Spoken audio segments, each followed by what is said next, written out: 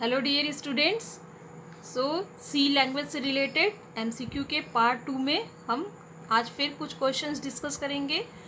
इस सीरीज़ में हमारा क्वेश्चन नंबर 1 है, विच of the following language is latest. It means कि यहाँ आपको एक लिस्ट दी हुई है जिसमें कुछ प्रोग्रामिंग लैंग्वेजेस के नाम दिए गए हैं। इनमें से हमें ये सेलेक्ट करना है कि लेटेस्ट प्रोग्रामिंग लैंग्वेज कौन सी है। तो ऑप्शन ए है Pascal, option B Fortran, option C and option D है C++। तो यहाँ पर सबसे पहले मैं आपको ये बता दूँ कि पास्कल जो है वो एक प्रोग्रामिंग लैंग्वेज है और फोर्ट्रॉन भी एक प्रोग्रामिंग लैंग्वेज है, सी भी प्रोग्रामिंग लैंग्वेज है और C++ भी प्रोग्रामिंग लैंग्वेज है। पास्कल का प्रयोग हम लोग जनरली सिंपल प्रोग्रामिंग या कोई साइंटिफिक प्रोग्रामिंग है उसके लिए करते हैं, बट बेसिकली अगर हमें साइंटिफिक प्रोग्रामिंग करनी है उसके लिए फोर्ट्रॉन का यूज़ करते हैं, जिसका फुल फॉर्म है फार्मूला ट्रांसलेशन। सी भी एक प्रोग्रामिंग लैंग्वेज है जो आप पढ़ रहे हैं अपनी क्लास में, और ये एक मिड लेवल लैंग्वेज की कैटेगरी में रखी जाती है और इसी का लेटेस्ट वर्जन है C++। इट मीन्स कि इस क्वेश्चन नंबर 1 का करेक्ट आंसर है C++। नेक्स्ट क्वेश्चन देखते हैं। क्वेश्चन नंबर 2 है, how many keywords are there in C language. It means कि सी लैंग्वेज में हम कुछ रिजर्व वर्ड्स, कुछ ऐसे की वर्ड्स यूज़ करते हैं जिनके अपने कुछ स्पेसिफिक मीनिंग्स होते हैं और उन्हें हम प्रोग्राम में यूज़ तो करते हैं, मगर उनको हम यूज़र के वेरिएबल नेम या किसी इस तरीके से नहीं यूज़ कर सकते जो हम प्रोग्राम में स्पेशल पर्पस के लिए यूज़ करना चाहते हैं। इट मीन्स कि कीवर्ड्स एक तरह के रिजर्व वर्ड्स हैं और ये कितने हैं, इनके लिए आपको एक करेक्ट ऑप्शन चुनना है। ऑप्शन ए है 32, option B 40, option C 51 and option D 60। इस क्वेश्चन के अकॉर्डिंग आपने जब पढ़ा है सी लैंग्वेज का ये टॉपिक कि कितने कीवर्ड्स हैं, तो यहाँ पर 32 कीवर्ड्स हैं जिसकी पूरी लिस्ट मैंने आपको बताई हुई है। क्वेश्चन नंबर 3 देखते हैं, which of the following is not a valid variable name. अब यहाँ पर हमें क्या सेलेक्ट करना है कि एक नेम अगर हमने रखना है, वेरिएबल का नेम डिसाइड करना है, तो हमें कौन कौन से रूल्स फॉलो करने होंगे।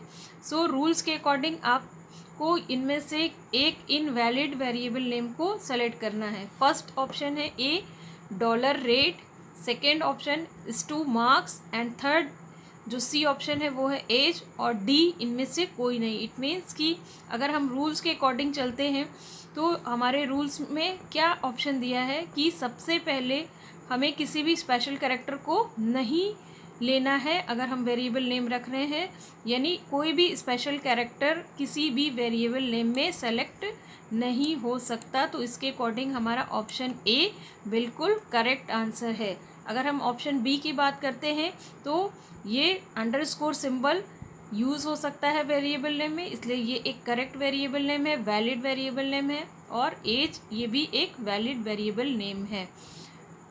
नेक्स्ट क्वेश्चन देखते हैं। Question number 4, which symbol is used as logical and. यानी जो लॉजिकल ऑपरेटर्स हैं, आपको पता है 3 लॉजिकल ऑपरेटर्स हैं, एंड, और एंड नॉट।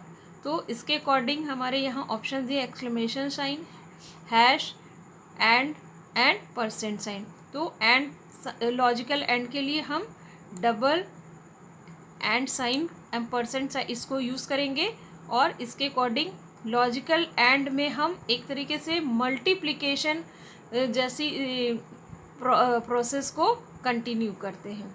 नेक्स्ट क्वेश्चन है हमारा question number 5, which of the following is a character constant. यानी एक कैरेक्टर कांस्टेंट इनमें से कौन सा है।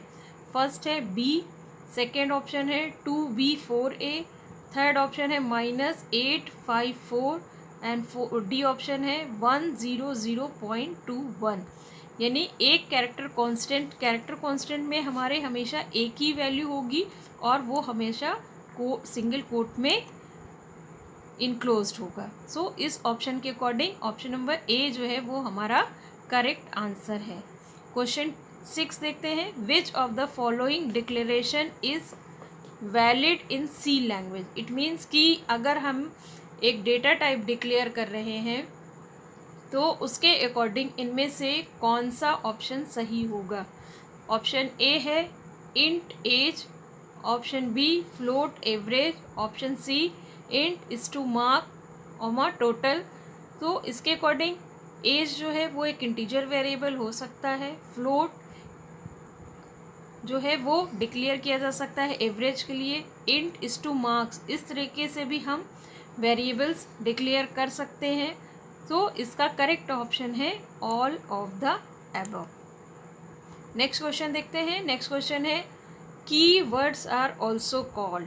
तो कीवर्ड्स क्या होते हैं, इनको हम किसी और नाम से कैसे बुला सकते हैं? क्या ये एक वेरिएबल होते हैं, क्या ये एक कांस्टेंट होते हैं, क्या ये एक रिजर्व वर्ड्स होते हैं, क्या ये इंस्ट्रक्शंस होते हैं? तो इन ऑप्शंस के अकॉर्डिंग अभी इससे पहले के क्वेश्चंस में हमने डिस्कस किया कि कीवर्ड्स के क्या होते हैं, कुछ स्पेसिफिक मीनिंग होते हैं और इसीलिए इन्हें हम रिजर्व वर्ड्स कहते हैं।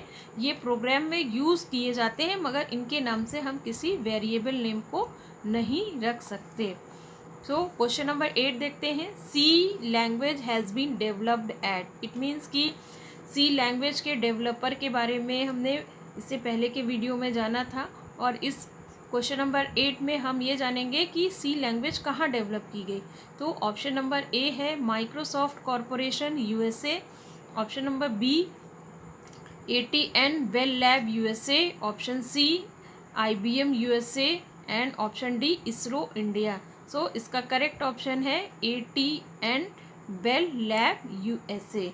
सो इसका एक इंट्रोडक्शन आपको देना है कि सी लैंग्वेज को किसने डेवलप किया, केन थॉमसन और डेनिस रिची ने ATN बेल लैब यूएसए में 1972 में। और सी लैंग्वेज जो है वो BCPL लैंग्वेज की सक्सेसर लैंग्वेज है। ओके, तो ये चीज़ें आप हमेशा याद रखेंगे इंट्रोडक्शन की, जिससे आप MCQ टाइप के या कोई शॉर्ट टाइप का क्वेश्चन आता है तो उसे आप इजीली सॉल्व कर सकें। सो क्वेश्चन नंबर 9 देखते हैं। Which of the following is a keyword.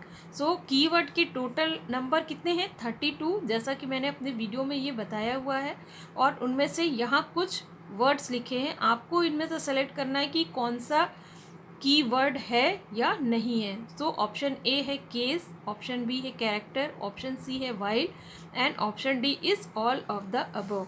सो ये सभी कीवर्ड्स हैं और इन सभी कीवर्ड्स को हम प्रोग्राम में यूज़ करते हैं, इनके अपने स्पेसिफिक मीनिंग होते हैं।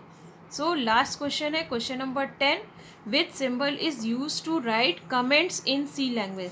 सपोज एक यूज़र ने एक प्रोग्राम किया है और उसमें वो कुछ कमेंट्स लिखना चाह रहा है, तो उनमें हम कौन से ऐसे सिंबल यूज़ करेंगे कमेंट्स लिखने के लिए, क्योंकि कमेंट्स जो है वो प्रोसेस नहीं होते, इन बिटवीन कौन से सिंबल्स में हम यूज़ करेंगे कमेंट्स लिखना। सो वो है स्लैश एस्ट्रिक एस्ट्रिक स्लैश। तो ऑप्शन नंबर ए हमारा करेक्ट ऑप्शन है। सो आई होप कि आपको इन क्वेश्चंस की हेल्प से काफ़ी मदद मिलेगी, इनके एक्सप्लेनेशन से, कि आप अपने सी लैंग्वेज को इनरिच कर सके, उसकी नॉलेज को आप बढ़ा सके। Thank you.